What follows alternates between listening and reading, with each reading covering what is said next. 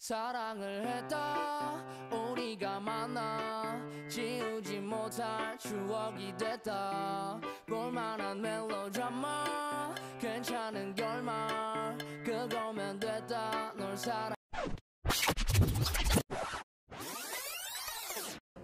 Hai healthy people. Assalamualaikum warahmatullahi wabarakatuh. Welcome back to Nutritious Podcast yang diselenggarakan oleh UPT Laboratorium Gizi Dinas Kesehatan Provinsi Jawa Timur.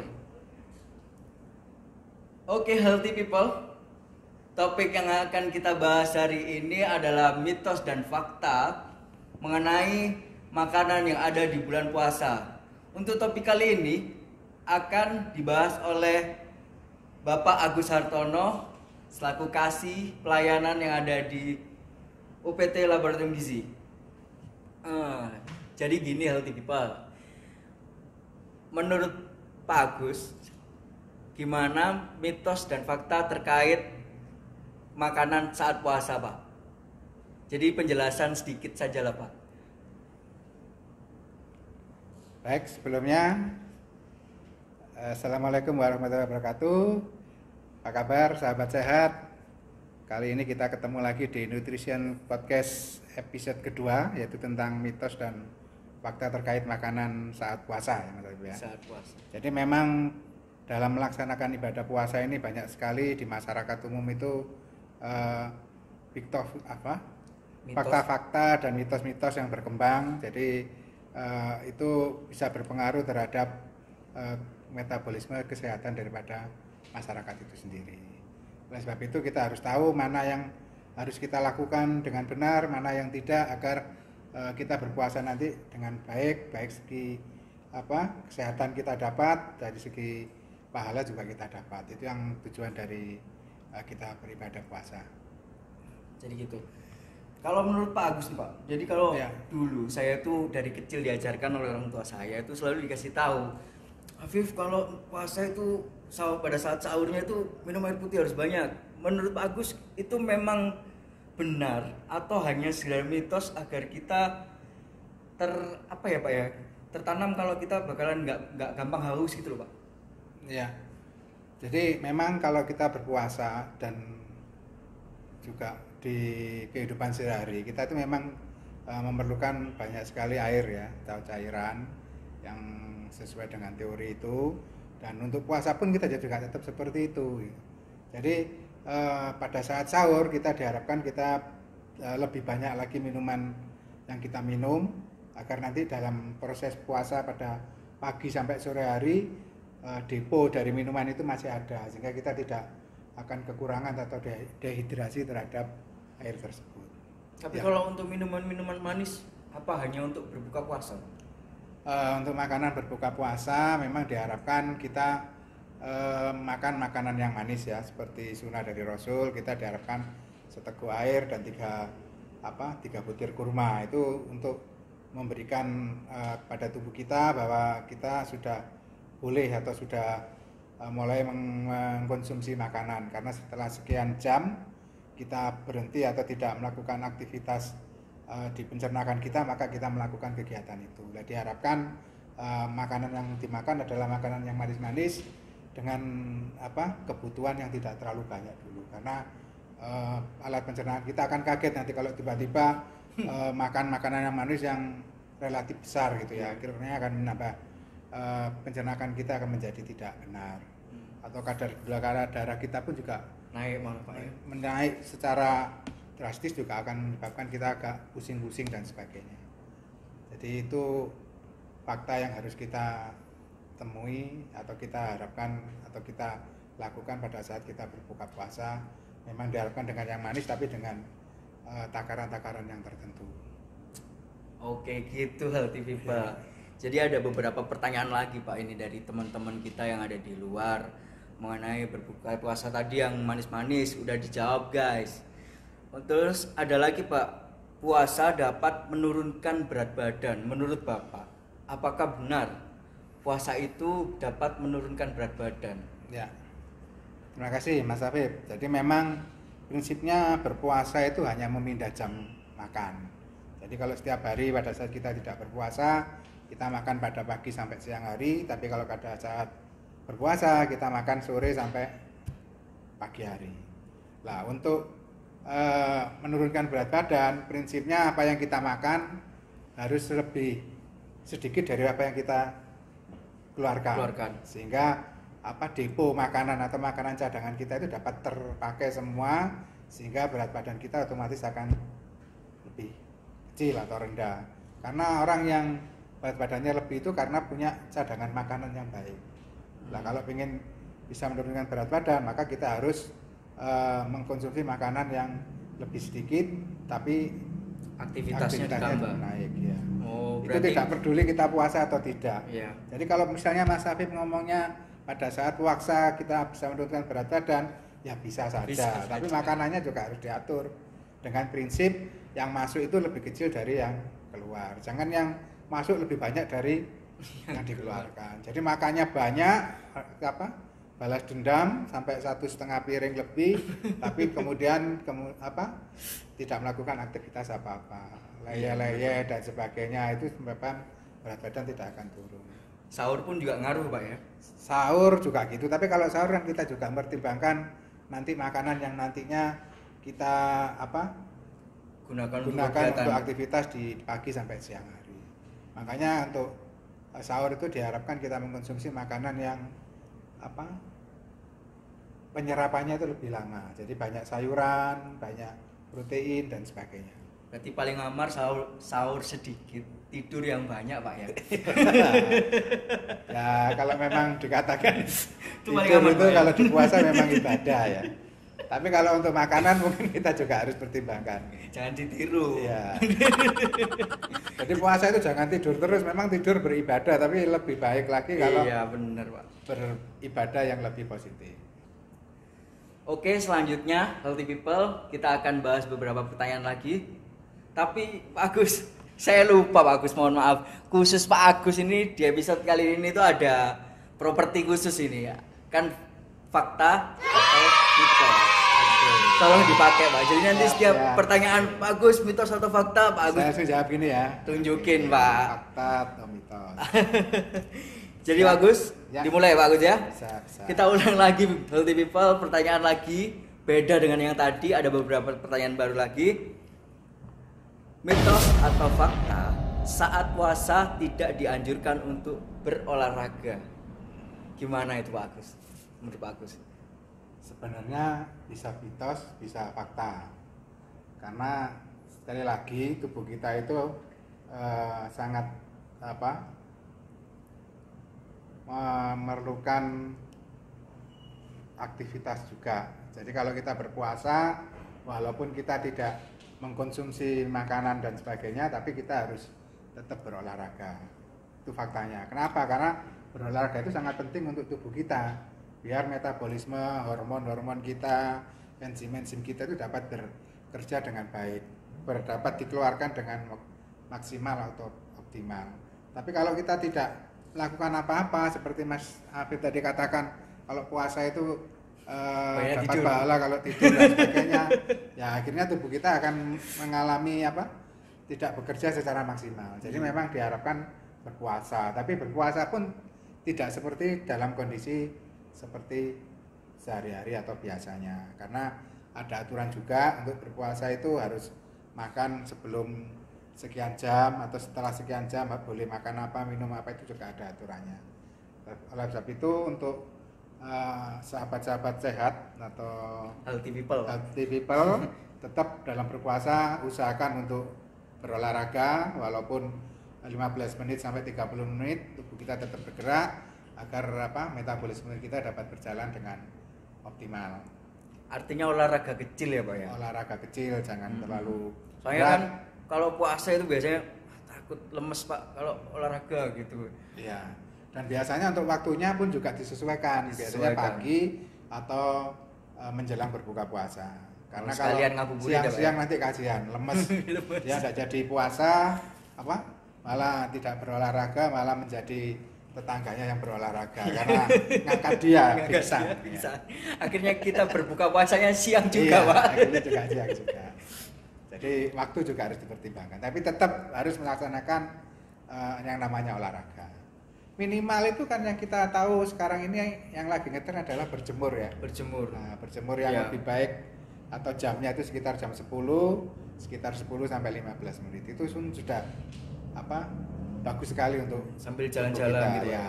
Jadi berjemur jangan hanya diam gitu kayak baju yang dijemur, tapi orang nggak sambil jalan, sambil bergerak dan sebagainya. Kalau nggak percaya, Mas Afif bisa praktekkan. Oh, Nanti saya akan tubuh praktekkan, akan Pak.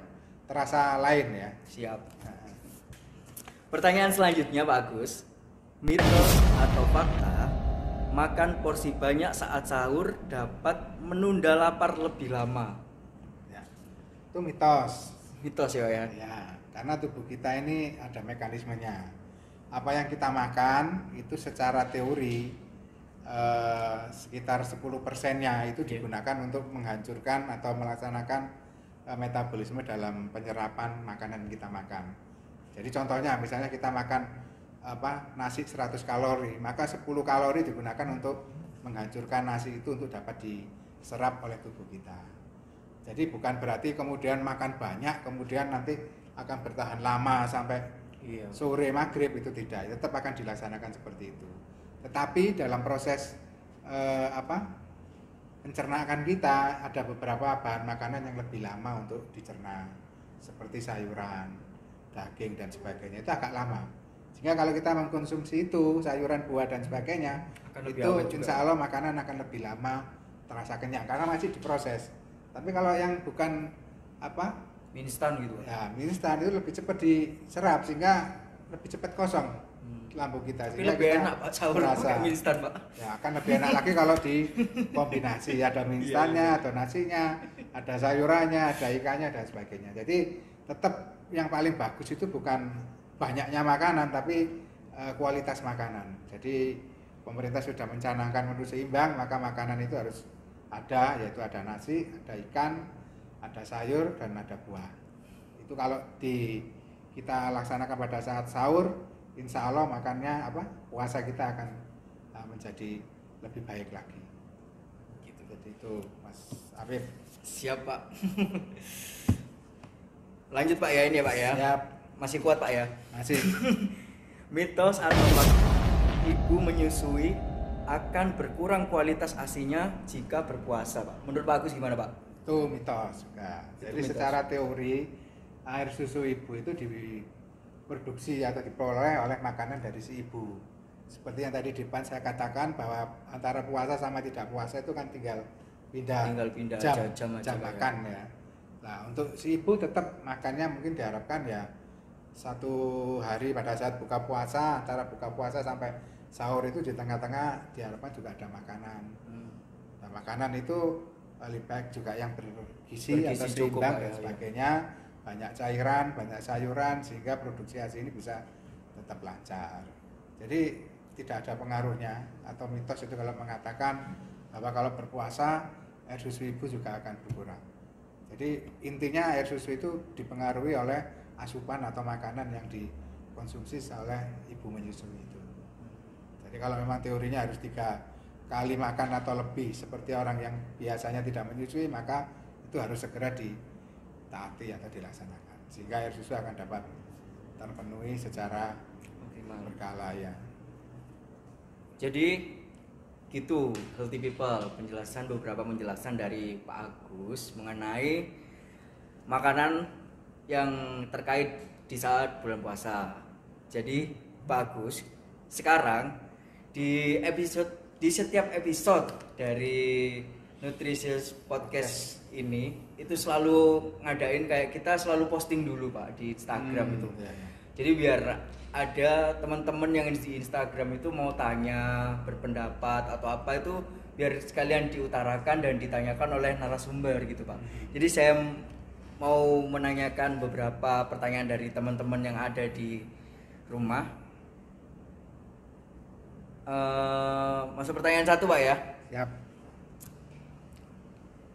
Dari Yekmadehe. Kayaknya ini alumni Pak. Oh, ya. Dari Bali ya, Madi. Assalamualaikum. Saya mau Waalaikumsalam. bertanya, Ya. jika berbuka puasa dengan minum kopi menurut pandangan gizi baik atau tidak. Jadi gimana Pak Agus? Ya, ini mungkin penggemar berat kopi. Kopi ya. Pak, saya juga suka soalnya. Mungkin ikut ikatan penggemar kopi Indonesia. Kalau anak zaman sekarang itu namanya pencinta kopi itu anak senja Pak. Ya, Sore-sore nunggu maghrib ya. jejer kopi Pak. Ya. Baik, kembali ke pertanyaan ya. Jadi kalau berbuka puasa, bagaimana kalau dengan kopi gitu ya? Kopi Pak. Ya. Jadi sebenarnya seperti yang dianjurkan juga ada sunnah Rasul bahwa kalau kita berbuka puasa hendaknya kita cukup seteguk air dengan 3 kurma ya, 3 biji kurma, kemudian sholat, kemudian setelah sholat baru kita mengkonsumsi atau berbuka makanan pokok ya. Tapi kalau ini dengan kopi makanya akan menjadi lain. Iya. Karena kopi itu adalah makanan yang diuretik dan sebagainya. Di samping itu keasaman dari kopi ini juga sangat berpengaruh. Jadi kita tahu bahwa selama berpuasa sekitar 12 jam ya, tubuh kita atau alat pencernaan kita kosong, lambung kita kosong. Kalau kemudian tiba-tiba dikasih kopi, maka akan menimbulkan hal-hal yang tidak Untuk saluran pencernaan. iya, saluran pencernaan, yaitu tingkat keasaman dari kopi sangat tinggi. Iya. Sedangkan tubuh kita akan menyesuaikan dengan itu. Sehingga dengan menyesuaikan secara tiba-tiba akan berpengaruh terhadap metabolisme. Jadi dalam berbuka itu hendaknya kita bertahap ya. Jadi kenapa makanan yang manis? Karena pada saat berpuasa itu gula darah kita itu dalam posisi yang paling rendah. Sehingga kalau kita mengkonsumsi yang manis maka itu akan naik. Ya, dengan adanya gula darah yang naik, maka aktivitas ini akan dapat berjalan dengan lancar. Nah, tapi kalau gula tadi diganti dengan kopi atau banyak kopinya, maka metabolisme tubuh juga akan terganggu. Jadi itu keasaman lambung juga akan berpengaruh. Kemudian dengan adanya kopi itu adanya kafein ya, Iya, itu menyebabkan tubuh dipaksa untuk bekerja lebih keras karena kita tahu bahwa kafein itu menyebabkan seseorang itu bisa kuat ya. Kuat ya. Artinya kuat melah, detak jantung dipaksa untuk berpacu atau berdetak dengan cepat ya. Padahal setelah itu kalau pengaruhnya hilang maka muncul kelelahan. Nah, oleh sebab itu kita harus pandai-pandai untuk menempatkan atau mengkonsumsi kopi yang banyak mengandung kafein itu pada saat kita sedang apa. Oh, gitu. Jadi gitu buat Yekmadehe yang sudah tanya nih. Terima kasih yang udah tanya di Nutrisius Podcast. Lanjut pertanyaan selanjutnya Pak dari Ida Yuwana 121173. Ya. Ada yang berpendapat kalau berbuka puasa tidak boleh makan nasi. Bagaimana menurut pandangan gizi? Gimana nih menurut Bapak? Ya, sebelumnya saya ucapkan terima kasih ya dari pertanyaannya Mbak Ida Yuwana. Karena ini saya kenal ini orang Pasuruan. Jadi bagaimana kalau bagaimana pendapat pandangan gizi terkait berbuka puasa tidak boleh makan nasi, Pak? Ya. Jadi mungkin ada beberapa teman yang menghubungkan dengan diet ya. Diet ya, benar. Diet keto dan sebagainya itu diet yang tidak mengkonsumsi nasi. Nah, sedangkan untuk tubuh kita tetap kita memerlukan asupan gizi yang seimbang. Ada karbohidrat, protein, lemak, vitamin dan mineral. Dan itu akan ada kalau kita mengkonsumsi ada nasi, ada ikan, baik protein nabati hewani, kemudian ada sayuran dan buah-buahan. Nah, kalau kita sekarang mengurangi nasi, maka menu kita atau asupan konsumsi kita tidak berimbang lagi gitu ya. Jadi itu akan berpengaruh terhadap kebutuhan zat gizi kita. Itu yang pertama. Kemudian yang kedua, di dalam nasi itu ada zat-zat yang memang diperlukan untuk pencernaan tubuh kita, untuk menghancurkan makanan-makanan yang kita konsumsi, membantu dalam penyerapan makanan. Kalau memang itu tidak dikonsumsi, maka penyerapan makanan yang kita konsumsi tidak maksimal. Jadi kita tetap perlu nasi. Kalau memang diet atau tidak suka nasi ya dikurangi. Tapi kita juga tidak melupakan bahwa mungkin ada beberapa orang atau beberapa suku, ras dan sebagainya yang memang tidak suka nasi, tapi tetap yang lainnya, misalnya jagung, mie dan sebagainya. Itu pun juga tidak bisa kita salahkan karena itu sudah terjadi sejak lama ya. Jadi habit itu juga sangat berpengaruh dalam asupan zat gizi. Tapi kalau untuk nasi, kalau memang kita tiap harinya itu makan nasi, maka dianjurkan kita tetap ada nasi. Kalau memang tidak suka ya dikurangi, tidak apa-apa. Tapi tetap harus ada nasi. Jangan sampai tidak ada sama sekali nasi. Apakah semua makanan karbohidrat Pak itu yang bisa membantu untuk kita mencerna? Sebenarnya jadi biar kita bisa mengganti, misalnya kita nggak mau nasi nih, kita ganti pakai kentang atau pohon gitu Pak. Nah, sebenarnya karbohidrat nasi itu kan banyak mengandung karbohidrat. Ini Iya. akan dapat dilakukan penyerapan yang baik kalau dikombinasi dengan zat gizi yang lain. Jadi sebenarnya kenapa kita mengkonsumsi makanan seimbang? Karena di antara zat-zat gizi itu saling berkolaborasi, melakukan harmoni yang kemudian menyebabkan penyerapan dalam tubuh kita itu akan menjadi baik. Kalau salah satu tidak pas, sehingga akan menyebabkan penyerapan juga tidak bagus. Penyerapan makanan dalam tubuh kita. Jadi yang paling baik yaitu tadi kita harus mengkonsumsi itu. Jadi memang di masyarakat itu, terutama di tempat kita ya di Indonesia itu dengan budaya dan sebagainya, kadang-kadang kita mengkonsumsi makanan yang tidak bisa seimbang. Iya. Misalnya ibu kita memasak rawon, berarti kalau rawon kan tidak ada sayurannya. Nah, itu kita bisa menyiasati, berarti kita mengkombinasi dengan banyak mengkonsumsi buah. Atau kalau misalnya tidak bisa hari ini, besoknya. Kalau hari ini ibu masak rawon, berarti besoknya harus memasak sayur asam misalnya, atau sayur bayam. Jangan hari ini rawon, besok kare, besok gulai. Nah itu dalam 3 hari berturut-turut tidak ada konsumsi sayuran. Jadi Biar gizi dan manajemen vitaminnya cukup Pak ya. menu itu juga sangat diperlukan. Jadi agar anak kita atau keluarga kita itu terpenuhi zat gizinya, ya kita harus bisa mengatur makanan yang akan kita makan. Itu Mas Tafib. Oke. Jadi Mas Tafib kalau nanti cari istri yang bisa memasak ya. Oh iya Pak, siap. Ya. Yang sekarang bisa masak Pak. Syukur. Alhamdulillah Pak. Masak macam-macam ya. Macem-macem Pak. Bahan dasar kami. Macem-macem ya. Mie rasa soto, Ya. rasa rawon, rasa pecel, banyak rasa Pak saya. Pak. Ya. Jadi itu tadi pertanyaan dari Mbak Yuwana. ya Mbak Ida Yuwana sudah dijawab oleh Pak Agus. Terus ada beberapa pertanyaan lagi, kurang satu pertanyaan lagi ternyata Pak. Oh, ya, Ada satu pertanyaan 3 lagi ya? dari anak gizi seimbang. Izin bertanya Pak, apakah ada efeknya tidur lagi setelah makan sayur? Karena biasanya timbul rasa ngantuk Pak. Terima kasih. Tanya tidur lagi setelah makan. Jadi setelah sahur kita tidur lagi gitu Pak. Oh.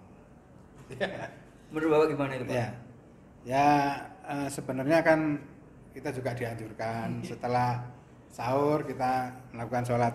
Iya, harusnya sholat ya, subuh, kemudian wiritan sampai timbulnya matahari ya, terbitnya Iya, benar. matahari dan sebagainya.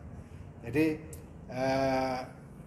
kalau bisa kita tetap harus membuat setelah sahur atau setelah makan itu kita tidak tidur. Karena kalau kita tidur, otomatis tubuh kita ini dalam kondisi yang asal metabolisme itu paling rendah. Jadi untuk penyerapan juga rendah, untuk aktivitas juga rendah, terutama juga untuk aktivitas dalam menghancurkan makanan untuk diserap dalam tubuh.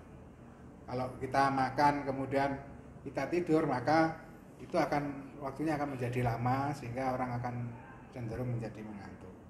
Oleh itu kalau kita setelah makan kita masih beraktivitas dengan normal, insya Allah kita akan dapat pencernaan kita akan dapat mencerna makanan itu dengan baik. Jadi kalau tidur itu ya akhirnya tenaga untuk menghancurkan makanan agar bisa diserap dalam tubuh itu akan kurang. Jadi tidak maksimal. Jadi harus dilawan ya Pak ya? Iya, harus bergerak. Makanya kalau memang mau tidur ya jangan mepet dengan setelah makan lah, mungkin 3 atau 4 jam kemudian baru tidur mungkin silakan.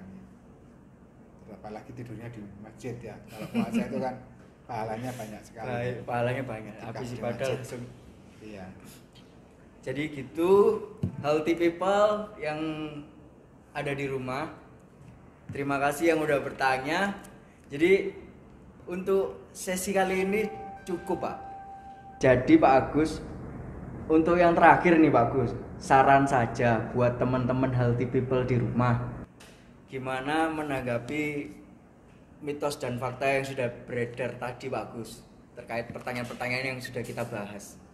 Ya, Mas Habib, jadi dalam rangka ibadah puasa kita ya harus bisa memilah dan memilih ya apa yang benar dan yang salah, atau mitos dan fakta tadi yang disampaikan.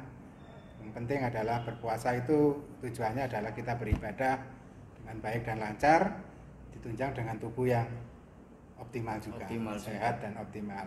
Oleh sebab itu di masyarakat banyak sekali beredar atau isu-isu berdasarkan kata orang tua, orang, budaya dan sebagainya, yang harus makan ini, makan itu dan sebagainya. Yang penting berpuasa itu adalah kita dapat terpenuhi kebutuhan zat-zat gizi kita dengan mengkonsumsi makanan yang beraneka ragam, seimbang, yaitu ada karbohidrat, protein, vitamin, lemak dan mineral.